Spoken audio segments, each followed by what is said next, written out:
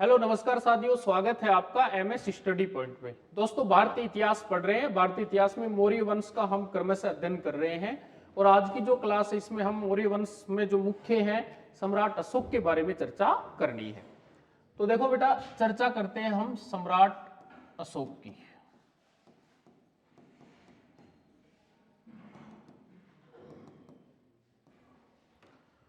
सम्राट अशोक के बारे में हमें चर्चा करनी है।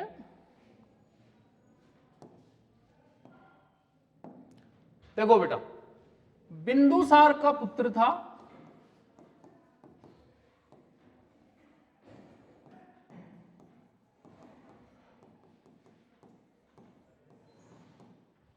जो 269 ईसा पूर्व शासक बना। बिंदुसार का उत्तराधिकारी जो शासक कब बना? 269 ईसा पूर्व शासक बना, जो बिंदुसार का क्या था? पुत्र था। अब देखो, इनके बारे में जो धारणाएं, अशोक के बारे में प्रारंभिक धारणाओं की हम बात करें, सबसे पहले जैन ग्रंथ। ठीक है, जैन ग्रंथ ये कहते हैं कि अशोक बिंदुसार की इच्छा के विरुद्ध शासक बना।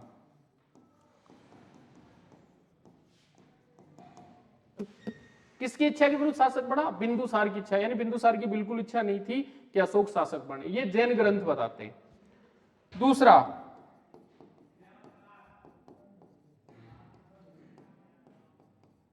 सिंगली अनुश्रुति ये कहती है कि अशोक ने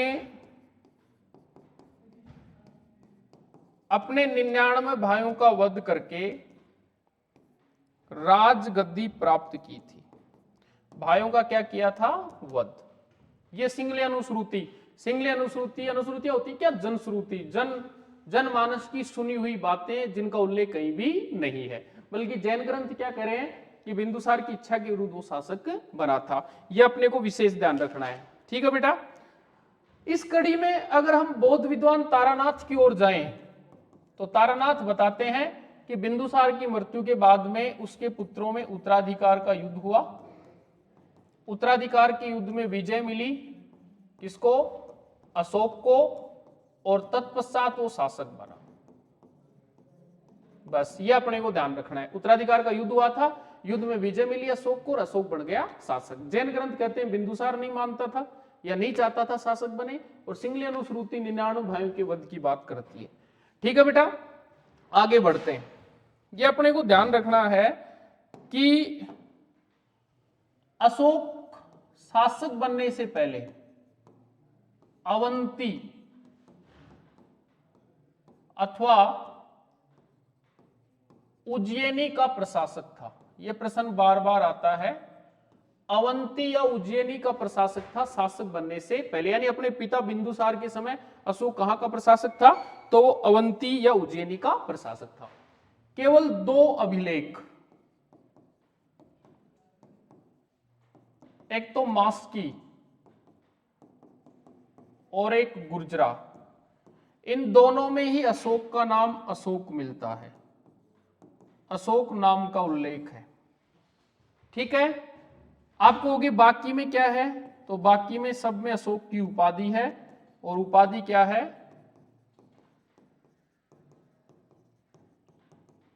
बहुत इंपॉर्टेंट है बेटा, ये याद भी करनी है आपको। देव नाम पिए पिए दस्सी अशोक की उपाधि है। वह जो देवताओं का प्रिय है, प्रिय है, प्रिय है। देव नाम पिए पिए दस्सी की उपाधि धारण करने वाला शासक कौन था? तो वो सम्राट अशोक था। ये अपने को ध्यान रखना है। ठीक है बेटा, पुराण जो हुए, पुराणों में अशोक के लिए अशोक वर्धन नाम उल्लेख है। पुराणों में अशोक को क्या कहा गया है? अशोक वर्धन कहा गया है। ठीक है, अगर बात करें अभिलेखों में इसकी रानी, तो रानी का नाम कारुवाकी मिलता है। अशोक की माता का नाम सुभद्रांगी मिलता है। अशोक की रानी का नाम अभिलेखों में कारुवाकी, अशोक की माता का नाम सुभद्रांगी। ठीक है, अशोक पुराणों में अशोक वर्धन, उपाधि देव नाम पियपेदस्सी, अशोक नाम के 2 ही अभिलेख हैं, मास्की और गुजरा। अशोक शासक बनने से पूर्व कहां का प्रशासक था?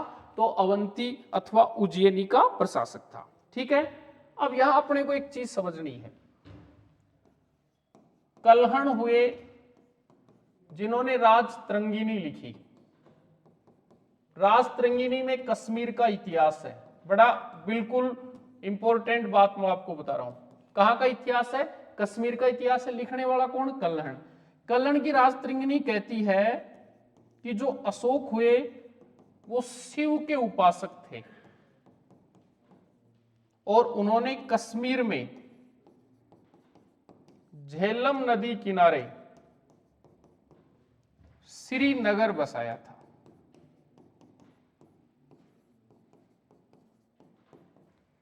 दोबारा सुनो बेटा, कलहण की राजतरंगिणी क्लियर, किसका इतिहास है? कश्मीर का।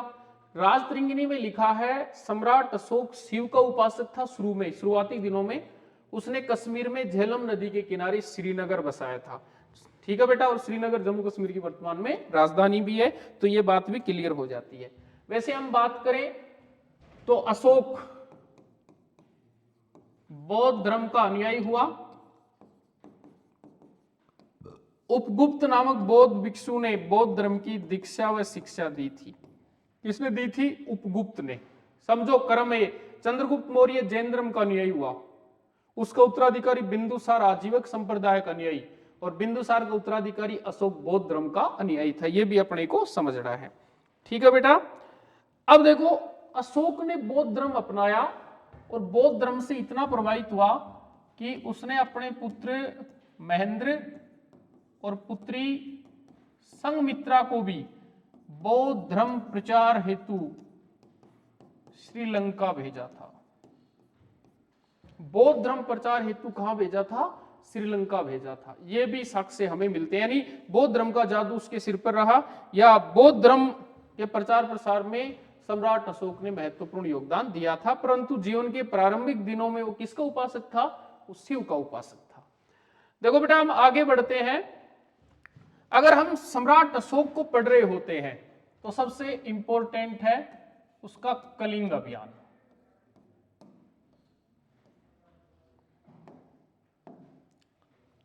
कलिंग अभियान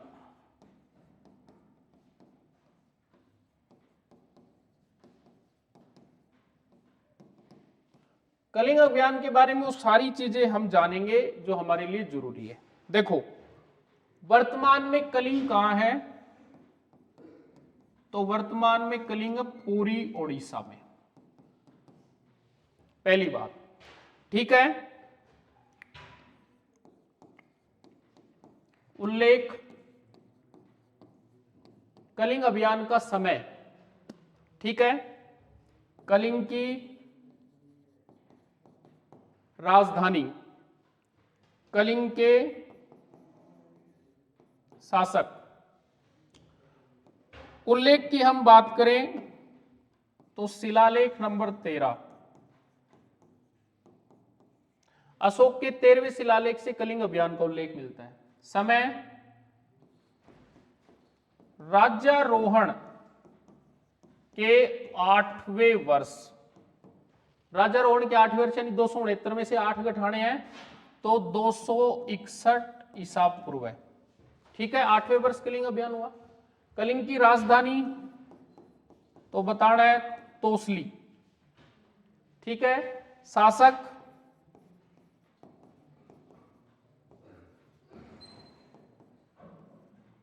अनंत पद्मनाभन। अशोक के कलिंग अभियान के समय वहां का शासक कौन था? अनंत पद्मनाभन। अब देखो सबसे इंपॉर्टेंट क्या है? कारण, कलिंग अभियान का कारण। तो कारण क्या था? 2 कारण निकल के आते हैं। एक विद्वान है पिलनी, वो मानता है व्यापार और वाणिज्य को। पिलनी प्रसिद्ध विद्वान हुए, उन्होंने बताया कलिंग व्यापार वाणिज्य के लिए प्रसिद्ध था और उसी व्यापार वाणिज्य पर अधिकार करने के लिए कलिंग पर सम्राट अशोक ने आक्रमण किया था। ठीक है, और दूसरा कौटिल्य का अर्थशास्त्र, वो मानता है कि कलिंग हाथियों के लिए प्रसिद्ध था। कलिंग हाथियों के लिए प्रसिद्ध था और इन्हीं हाथियों को कब्जा करने के लिए, इन्हीं हाथियों पे अधिकार करने के लिए ही सम्राट अशोक ने राज्यारोहण के 8वें वर्ष कलिंग पर आक्रमण किया था। अब देखो, कारण हो गए दो, पिल्ली व्यापार वाणिज्य को मानता है और कौटिल्य का अर्थशास्त्र हाथियों को मानता है। हुआ क्या, कलिंग जो अभियान था इसमें लगभग 1 लाख लोग मारे गए, मृत्यु को प्राप्त हो गए। लगभग 1.5 लाख यानी 1.5 लाख के लगभग लोग बेघर हो गए, घायल हो गए। युद्ध के बाद कलिंग मैदान में स्वयं अशोक पहुंचा। युद्ध के बाद जब कलिंग के मैदान में अशोक पहुंचा और चारों ओर यानी युद्ध के मैदान के चारों तरफ का जो दृश्य देख करके जो त्राहिमाम हो रहा था, जो भयंकर विभीषिका थी, उसको देख करके सम्राट अशोक का हृदय जवाब दे बैठा और उसने उसी कलिंग के मैदान में घोषणा की, आज के बाद युद्ध नहीं धम्म होगा। तो कलिंग युद्ध के बाद अशोक ने युद्ध नीति का परित्याग किया और धम्म की नीति अपनाई। ऐसा करने वाला विश्व इतिहास का एकमात्र शासक अशोक था। यही कारण है अशोक को अशोक महान के नाम से जाना जाता है।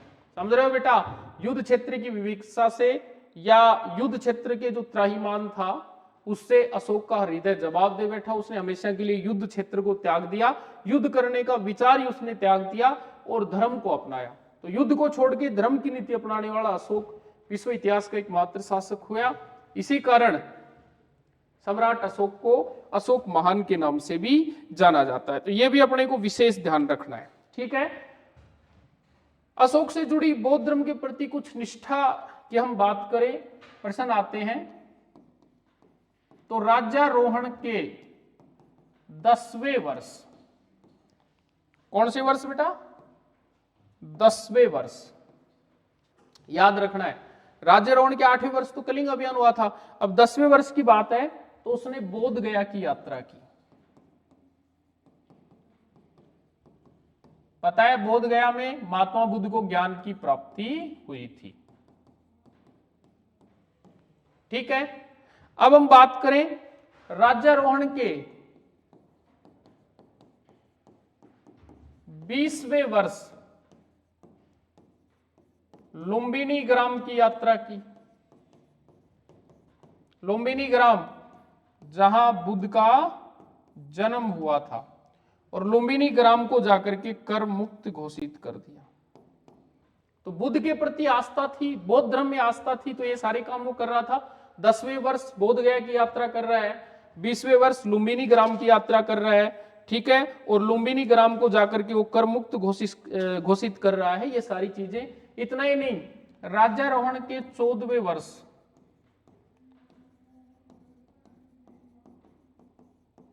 धर्म महामात्रों की नियुक्ति की, जिनका मुख्य कार्य प्रजा में धर्म का प्रचार करना था। मुख्य कार्य क्या था? प्रजा में धर्म का प्रचार करना था। तो मौर्य वंश पढ़ रहे हो और मौर्य वंश में सबसे महत्वपूर्ण शासक, जहां से सबसे ज्यादा प्रश्न आने की संभावना बढ़ती है, उस शासक यानी मौर्य वंश के सिरमौर शासक सम्राट अशोक को आज की क्लास में हमने पढ़ा है। तो मुख्य रूप से अगर हम बात करें तो इस वंश में 3 ही शासकों का अध्ययन किया जाता है। संस्थापक चंद्रगुप्त मौर्य, उसके उत्तराधिकारी बिंदुसार और उसके उत्तराधिकारी सम्राट अशोक। अगली जो क्लास है उसमें मौर्य वंश से जुड़े महत्वपूर्ण तथ्य और सम्राट अशोक के अभिलेख और शिलालेखों पर हम चर्चा करेंगे। धन्यवाद।